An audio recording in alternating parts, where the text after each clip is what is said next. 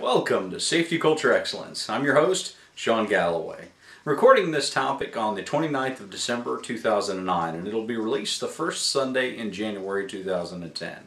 As I mentioned in the last one that I produced the end of November, I'll be providing some video topics on a monthly basis that I hope that you'll be able to use to further enhance your own safety efforts at your site.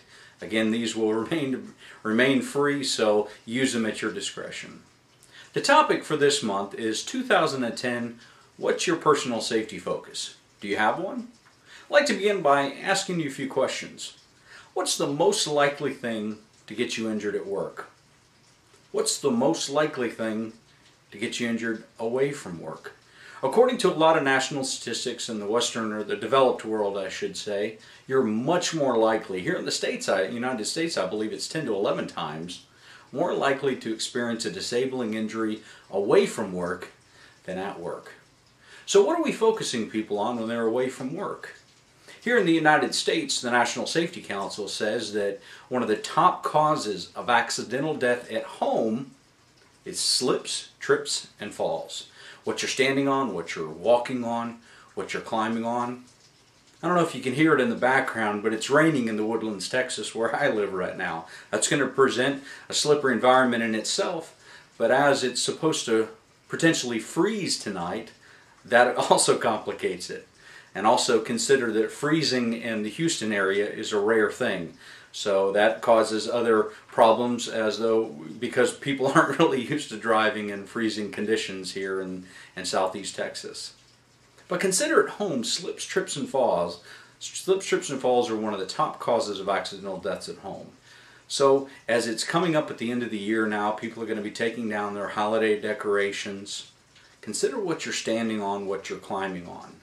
I can't tell you how many sites that I've been to where I've met somebody that's been injured away from work, or I've met somebody that's lost their family member from an injury at home.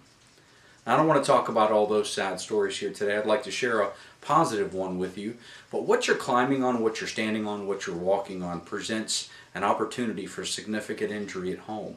So I could encourage you to pay attention to that. But look around you right now, wherever you're watching this, wherever you're listening to this at. If you're at work and listening to this, or you're somewhere at home and listening to this, look around. Look at all the potential hazards that you could trip over. Look at all the things that if you're climbing on, does it give you sure, steady, solid footing? And this brings up a couple of ideas that I'd like to share with you today. It's kind of along the categories of what I call defensive living. We have defensive driving, right? You're not going to be the root cause of the accidents. There's some precautions you can take. So when you're looking at your personal safety focus, consider this idea of defensive living. There's two life precautions I encourage you to take anytime possible, hopefully every time. The two precautions are this. Keep your eyes on the direction of your travel and what you're working on, and footing issues. Pay attention to what you're standing on, walking on, or climbing on. These are two precautions that can virtually eliminate this cause of accidents, this category of accidents. Pay attention to what you're walking on. Don't be walking in an area doing something like this, or walking in an area when you're not looking in the area that you're traveling in. Pay attention to what you're climbing on. Face the ladders. Don't face away from the ladders. Don't stand on the top rung of the ladders. But consider all the stuff that we're going to be doing around the holidays. Is we're all doing our proverbial honey-do list, if you will. There's going to be a lot of work that's done around the house. People are going to be taking stuff down. People are running up and down the stairs, visiting family members in different environments that they're not familiar with. Teach your kids, for example, how to hold the handrail. 3 points of contact in a lot of industrial environments is a very critical precaution. Making sure you have 3 points of your body on the surface or on the walking areas. For example, 2 feet on the ground and 1 hand on the handrails. So a quick story for you. This past February of 2009, we moved from one part of Houston. We lived in an area called Cypress, over to where we live right now in the Woodlands area.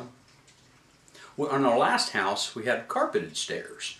I have young children, and as one of my daughters, Isabella, my other daughter's name is Brianna, but one of my daughters, Isabella, she was 3 years old at the time when we moved to this house that we live in now. The previous house had carpeted stairs. Now, while I was teaching her to go up and down the stairs there, of course I taught her to hold on to the handrail, but it became more and more critical in the house that we live in now. Because when we moved over here, This new house has wooden stairs. So of course it scares the heck out of me considering my daughter could fall down the stairs. So I took it on one of my missions to make sure my daughters know how to hold on to the handrails when they're going up and down the stairs. Every time I see her doing it, I point it out to her and I say, "Good job, Isabella, you're holding on to the handrails. You're being safe. Great work." And it didn't take very long of me just reinforcing this and positively reinforcing this, giving her a hug, pointing it out to her exactly what she's doing that creates a safe environment there. But I'm pointing out to her, I said, "Good job, Isabella, you're holding on to the handrail." Now my youngest daughter, Brianna's starting to go up and down the stairs, and I'm doing the same. You know what's interesting? After I started pointing out to Isabella, my daughter, about her going up and down the stairs holding on to the handrails, guess what she started to do when I would go up and down the stairs? That's right, she would reinforce it to me. She'd say, "Hey Daddy, you're holding on to the handrail." Or she would remind me, "Hold on to the handrail, Daddy." You know what's interesting? When we'd have people over for dinners and stuff, guess what she would do when she would see other people going up and down the stairs? That's right, she would reinforce that. That's what cultures are all about that we're trying to create here. Your culture is your most effective sustainability mechanism. If you can identify in your organization, in your sites, with the people that you work with, help them identify a personal safety focus, and then that gets reinforced from all areas, especially at home, that's when these ideas become internalized. When's the last time you ever really said out loud when you're crossing the street to look both ways? It's what psychologists call self-talk, if you will, right? That little voice in your head. You don't necessarily hear it every time, it's just automatically habitual. It's a template, it's a pattern, you just automatically look both ways. That's because it's become internalized.